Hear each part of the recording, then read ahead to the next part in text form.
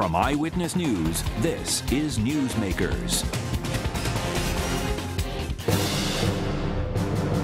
For some, the tension between the United States and Kim Jong-un of North Korea remind them of the Cold War-era standoff with the Soviet Union. At that time, Rhode Island was home to 5 missile sites peppered throughout the state, ready to defend against an air invasion from Cold War enemies. This week on the first half of Newsmakers, experts on that time examine the similarities and differences to today's friction. Our guests, Eyewitness News analyst Lieutenant General Reginald Centracchio, who commanded one of these sites during the Cold War, and foreign policy international security expert Dr. Sergei Khruschev. Then, Rhode Island just filed its formal application for the state's Obamacare health insurance marketplace. With just months to go before it starts up, will the exchange make health care cheaper? Our guest, director of the Rhode Island Healthcare Exchange, Christine Ferguson. Good morning. Welcome to Newsmakers. I'm Tim White. Joining me on the panel, WPRI.com reporter Ted Nisi and Eyewitness News analyst Arlene Violet. Good morning, everyone. Morning. Morning. Good morning. General Centracchio, thank you for joining us. And Dr. Khrushchev, thank you for joining us on the program. Thank you for the invitation. We need to address everyone's curiosity out there. We should point out that you are the son of the former leader of the Soviet Union, Nikita Khrushchev, and we could spend an entire show just on that topic alone. But we're here to, per the general suggestion, and a fine one, we're here to have you weigh in on the current situation with North Korea and its parallels, if any, to the Cold War. I'd like your take on that and your assessment of the situation. Is the United States, in your opinion, handling it properly? I think that we are too tough pushing them in the corner with the sanction, with the asking them for unconditional surrender that usually not work. And conditional surrender work only after the war with Germany and Japan. When we are negotiating with your such very tough adversary, the North Korea, and you have to understand that North Korea is only one remnant of the Stalinist and Mao Zedong regime. Mm-hmm. They survived the Khrushchev thaw. They survived all this time, and they need the enemy just to secure their own position. But if you're doing with them, you have to keep the door open, what the President Eisenhower told all the time, and my father repeated. Because if you push them in the corner, they can push the button and start fighting. Oliver Stone talked about your father in his series and actually gave him much credit for trying to initiate nuclear disarmament that was rejected by the United States. The piece went on to say that it was a very smart thing for Russia's interest to move those missiles into Cuba because of the efforts of the U.S. I'm wondering whether you think North Korea is smart, at least, to try to get a nuclear weapon for its own self-interest in light of the incursions, in light of our flying in that area, planes, etc. Isn't that just self-defense? Yeah, I'm sure that it's self-defense. They try to prevent the country to protect about possible American attack. They're living under this feeling of the Korean War, where they started, and then they were attacked by Americans, and now they're feeling this. The best strategy toward the North Korea will be negotiations. Not now negotiations, because now it shows our weakness. Somewhere in the safer time, opening door and present that people that living in these desperate conditions, the poverty, that other countries living better. Because until everything closes, they can present their people that, first of all, Americans are very cruel, they want to kill them, and so all of them also as poor as you. It is one thing what was brought the Soviet Union to the end. It was not pressure of the President Reagan. It was openness. When Americans came and the Soviets visited the Soviet Union, they wanted, we want to live like Americans. And then you're putting pressure on your own government. I'm sure it happened the same with North Korea, with all their brutality, because it not only affected ordinary people who living in the concentration camp, it's affect the elite, because also elite there living in the good conditions, but it is not compared with the condition that you have to the ordinary American. General, let's talk about the pre-Reagan era. I mean, I think a lot of people here didn't realize we had 5 missile sites in this country during the Cold War. You commanded one of them. Talk about that time, and can you ever foresee a time where these missile sites make a return to the United States? I think we have to understand the strategy that was being looked at the time. First of all, we were in a Cold War scenario right after World War II, and that started to escalate. So our adversary and our perceived enemy was the Soviet Union, and obviously vice versa also. So what we said was, okay, how do we prepare against a possible attack by either the Soviet Union or other countries at the time that would target populated areas? So we determined that we needed a anti-manned aircraft defense versus a anti-missile defense. So it was established to have if missile Russia flew sites. planes Right. overseas and came to That our was coast. the perceived threat at the time, as well as we had SAC, Strategic Air Command, flying all over the world on a 24-hour a day basis. So at that time, the strategy was to target populated areas, giving us rise to missile systems around the entire country. And in Rhode Island, we had 5. There were another 14 in Massachusetts, another 12 in Connecticut. Rattle and the so on. 5 towns in Rhode Island that they were in. Davisville, Coventry, Forster, Bristol, North Smithfield. So is there a time, if missile sites were to return to this country, would they be less, in your opinion, anti-aircraft and more to deal with the potential threat of a long-range missile? I think right now you'd have to have a priority given to the long-range missile, ICBM concept. At the same time, you need to have some kind of capability that if you have a gap in your preparedness as to what you can defend against, that's the gap they'll use in reference to sending in perhaps an aircraft or a submarine launch missile, which is low altitude, high speed. So you have to have a full capability. Who's they, by the way?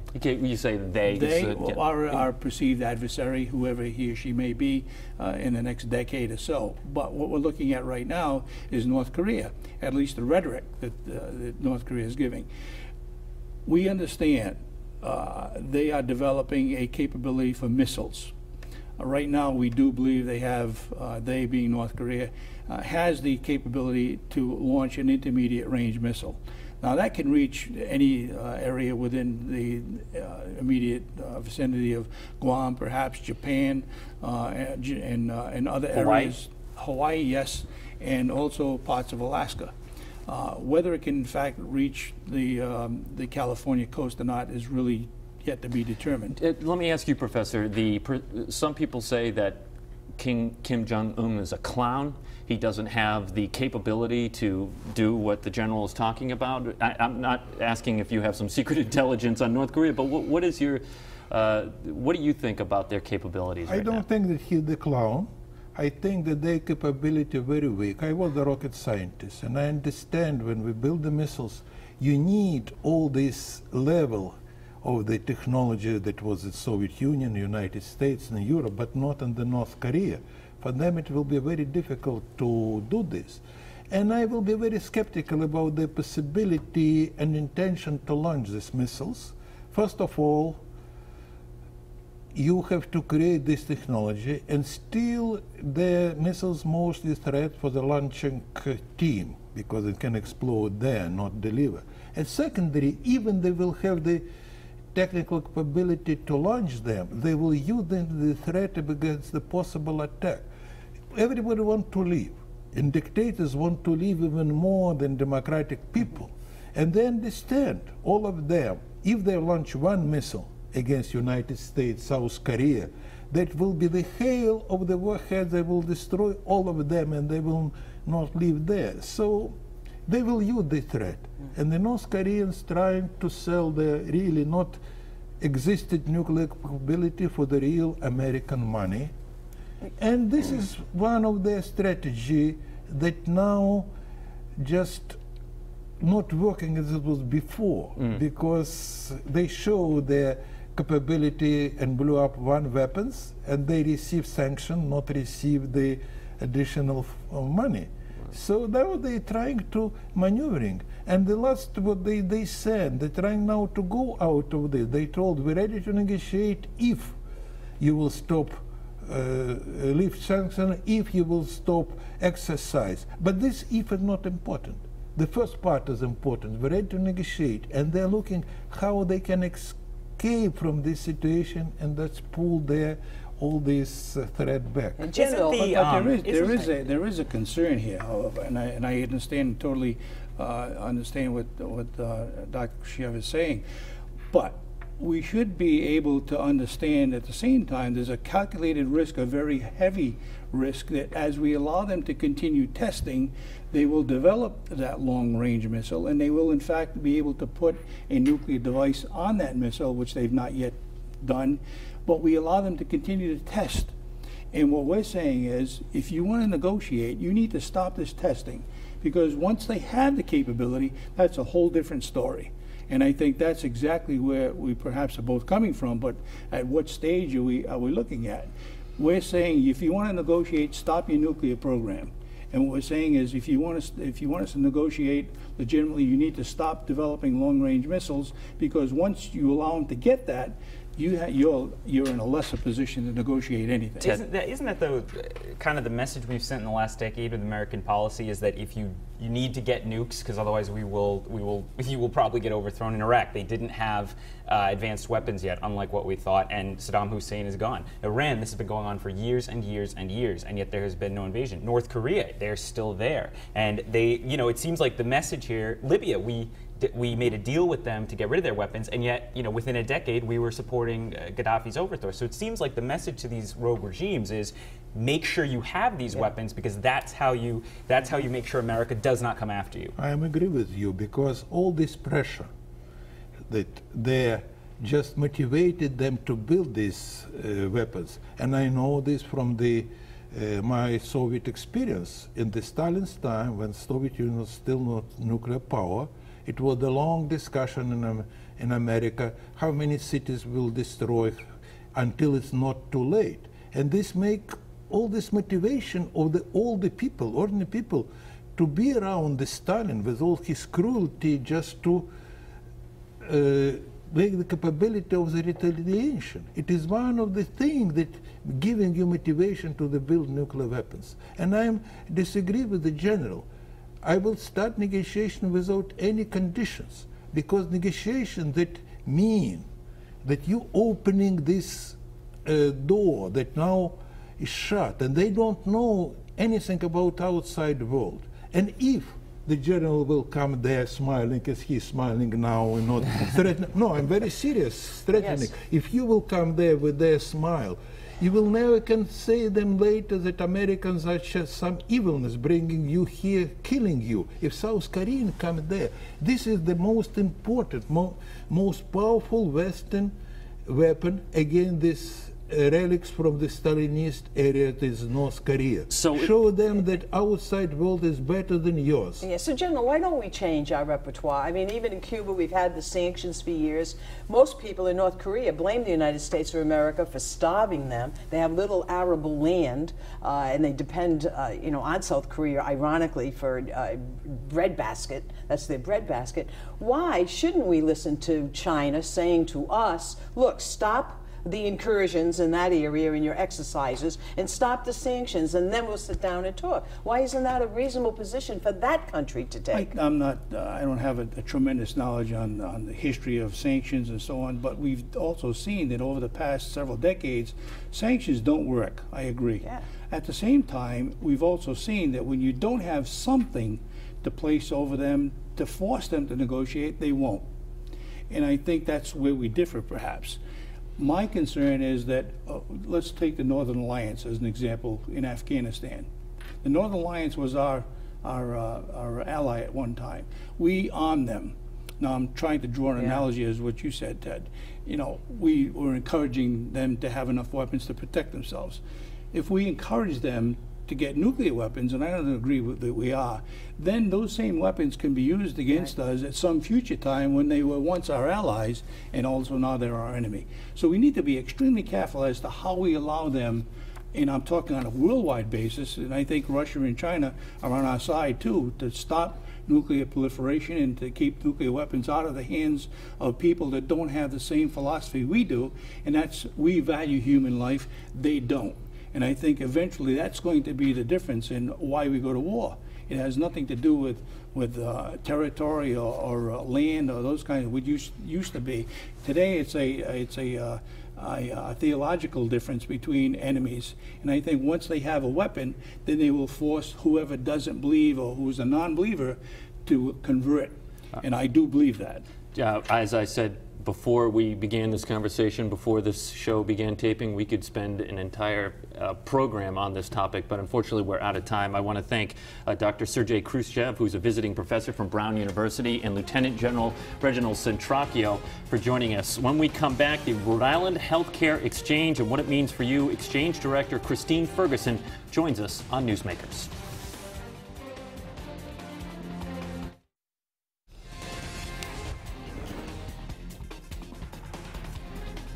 Welcome back to Newsmakers. I'm Tim White. To my right, WPRI.com reporter Ted Nesi and Eyewitness News analyst Arlene Violet. We have a major shift in gears for the second half of Newsmakers. We're talking the Rhode Island Healthcare Exchange, and our guest is the director of that, Christine Ferguson. Christine, in 60 seconds or less, what is the Rhode Island Healthcare Exchange? Okay, the public face of the Rhode Island Healthcare Exchange is individuals and small businesses will be able to come to a place, get information, sign up for health plans. The back room part of the exchange is the negotiation and discussions with health plans providers to get the costs and innovative approaches down. And we, as a state, have until this fall to get up to speed. We have until this fall. So I think one of the challenges is everybody's focused on 10-1, but the truth is this is going to be an evolving process. So on 10-1, we will be federally compliant. Individuals will be able to come in, buy insurance. All of those things will be running. There are a lot of things that we're building that will start to come out 2 months later, 3 months later, 4 months later. So there'll be ongoing evolution. Chrissy, we did a show, you and Lieutenant Governor Roberts was on when I was subbing for Tim, and we talked about the basics. We wanted to get sort of a checkup on where things stand. First question is, I was looking through your timeline, and it said this month the rates and plan designs for the exchange would be coming forward. Are those in the new filings with Chris Kohler's office? So yes, we've got new filings with Chris Kohler's office. We're still in negotiations with the plans. We've got a bunch of things that have been resolved. And some things that will be resolved over the next couple of months. What are you looking at in terms of the premiums and the deductibles from Blue Cross and the others? So that's exactly what we're looking at. So we've got to make sure that their assumptions about price, their assumptions about medical spend are that we agree with, and that the delivery system, which is a fancy word for how doctors and hospitals are going to actually interact with patients, how all of those things might affect price. Are they looking? Are the prices in the range of what you expected? Are they looking high? Are they no, looking I don't even want to speculate on that right now. Well, what is that range, Christine? It's not bad. People want to know what that range is. Because the filings have to be gone through carefully, and we have to go back and forth with the actuaries and all of those folks. What I can say is that based on what I've seen, it's not out of the ballpark, and we're nowhere like Texas or the southern part of the country. Yeah, but the whole point of all of this, because we're spending a lot of money on this, I'm sure they'll talk about administrative costs on this, but what are the plans? I mean, the whole point of this is lower, lower, lower. And I don't hear you too enthusiastic about the fact that they are going to be that much lower. And didn't Blue Cross yesterday talk about a rate increase? 15%. Yeah, so it's like one hand robbing the other. I mean, right now, today's 2011, this was thought of. It's 2013, April, supposed to happen in October. You must have some sense of how much lower these costs are going to be. Otherwise, we're spending a lot of time and money and energy for something that's bogus. I can't speak to the price right now. I will be able to speak to that soon. In 2 months? 2 or 3 months, depends on how those negotiations go and how the rate filings go. But what you've said is exactly what everybody is thinking and wanting. And what I would suggest is that we've got to think about what our definition of success is. So from my perspective, we have three components to the definition of success. One is that the cost is maintained, goes down, is more rational. The other is what are we providing people with health care for? Is it to protect their income?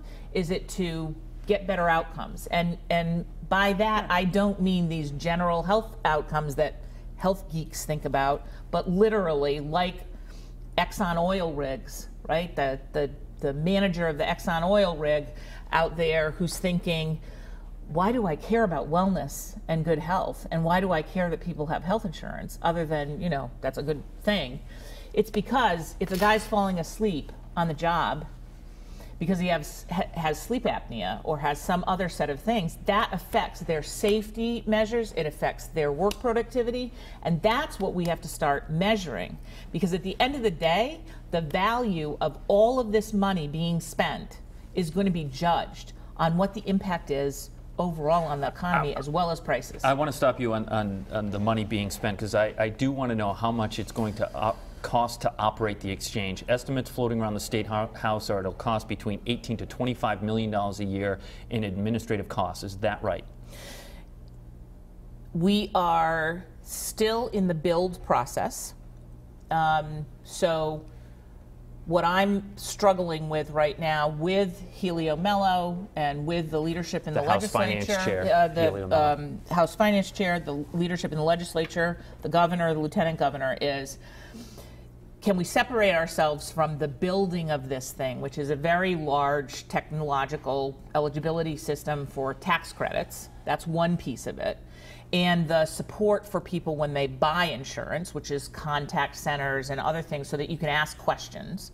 And the component that is longer term going to be looking at data and information that's transparent so that when you guys are sitting here and having a conversation with somebody like me over the next 4 or 5 years, you're actually going to have data. So you still don't have a sense as to what the administrative cost is going to be? I think right now we're looking at a variety of ranges that are going to depend on how many people come into the exchange. 18 to 25 million, is that? That's possible. And then the question, of course, is how are we going to pay for it? Will it be fees within the exchange, taxes? So the self-sustainability of the exchange has always, it's always been known that on January 1st of 2015, it has to be self-sustaining. So that self-sustainability, we have a variety of different things. In the executive order, it said no state, no general funds would be used, and that we would look at assessments. So we have a range of different kinds of assessments, and there's conversation right now in the House and the Senate about moving from the premium tax, which currently exists, to a claims tax, because there's about half of the population in plans that aren't subject to that premium tax. Self-insured plans, City of Providence and the state. So that it would be more of a claims tax and a broader base. And again, then the question is, what is the value of this to that broader base? And the value of this to the broader base is really looking at performance of both insurers and providers and being able to provide that information to you as consumers.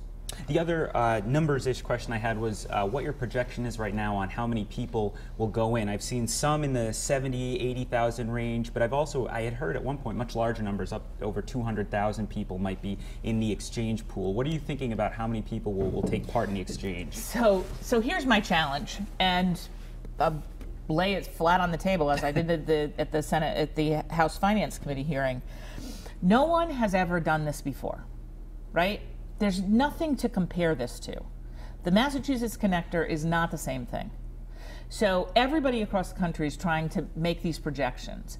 My perspective on this is I'm going to be able to give people ranges. So one end of the range is anybody who meets the criteria who could come to the exchange. They would have other options as well. We have 155,000 people who are employed by businesses under 50 in Rhode Island. We have close to 100,000 people who are individuals who could come in. But we also have people who work for very large companies, self-insured and fully insured, who may not have affordable health insurance who could come through. So there's a variety of different ways of looking at it. At the end of the day, what I'm going to be talking to people about is here's the top end of the range, here's the middle end of the range, and here's the low end of the range. So why don't we do something as conservatively as just merge, consolidate with Massachusetts, and not try to reinvent our own thing, because you have that option. That's a good question, and in less than a minute to answer it. I worked in Massachusetts. Yes. I was Commissioner of Public Health in Massachusetts. I can tell you that in Rhode Island, we are poised to do some very amazing things in our healthcare delivery system. We have leadership here that is second to none in the country. And by that I mean in both the health plans and the hospitals, as well as in state government. Massachusetts isn't going to come close to us. For example, But we don't know the cost. no, I mean, that's the issue. Massachusetts at the end of the day doesn't have the ability for employees to make choices between health plans. I mean, there are a lot of things that they're doing in Massachusetts that we're not going to do here. All right, I have to stop you there, and I hope you can come back Yes. as we approach the fall, because we have a lot more we'd like to talk to you about. Every month we'll have a new set of things that we will be able to answer more specifically. Christy Ferguson from the director of the Rhode Island Healthcare Exchange, thank you for joining us. Thank you for watching. For Ted Nisi, Arlene Violet, I'm Tim White. We'll see you next week on Newsmakers. Thank you.